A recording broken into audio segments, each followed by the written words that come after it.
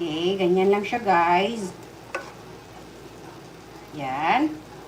Then, kung meron na kayong french fries, idagdag nyo na lang dito ang french fries. Then, dagdagan na natin ng ating bell pepper, tomatoes. Ayan na siya guys. Then, lagyan na natin ng ating mayo chop. So, depende sa inyo guys, kung ayaw nyo na ng mayo chop, garlic sauce lang, or tahina sauce, yogurt sauce, pwede na yun. So, i-wrap na natin, kasi i-grill na natin, ito toast. Okay? Okay guys, ganyan na siya. Toast natin.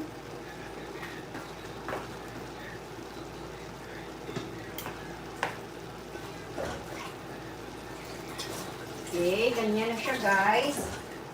Ang ating shawarma. Wait lang guys.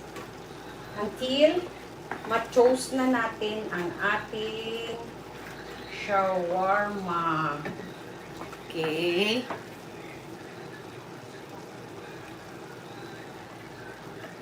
Okay guys.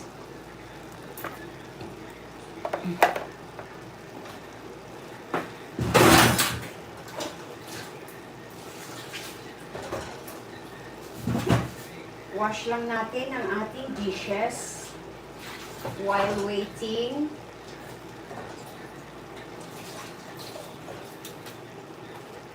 Okay, dito natin ilagay mamaya.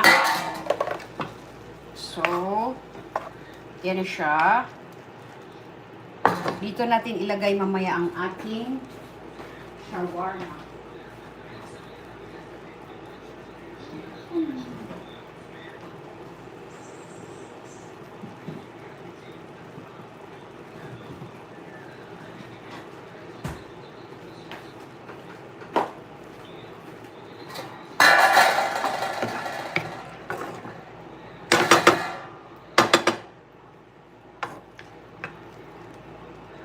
Yan ang ating shawarma mamaya.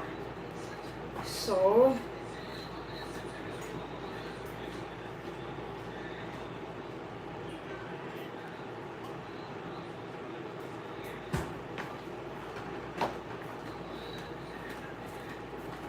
check natin.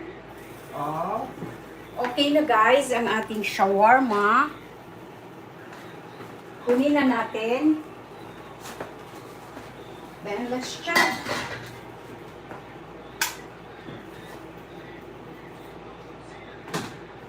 Ayan na siya. Cook. It's cook. Cook. Ayan na guys, ang ating shawarma. Yan. So, slice na natin.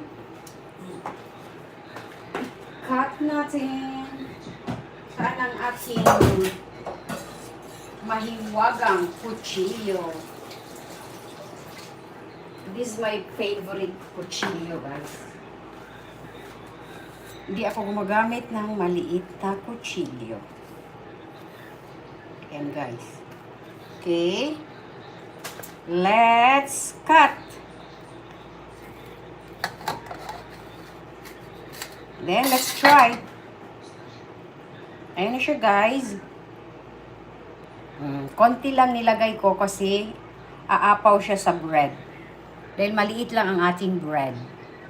You can use the big size of bread, tortilla. Okay, let's start.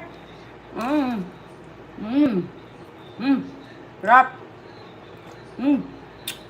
Juicy. Tumuturo yung juice, guys. Okay? Sarap. Hot.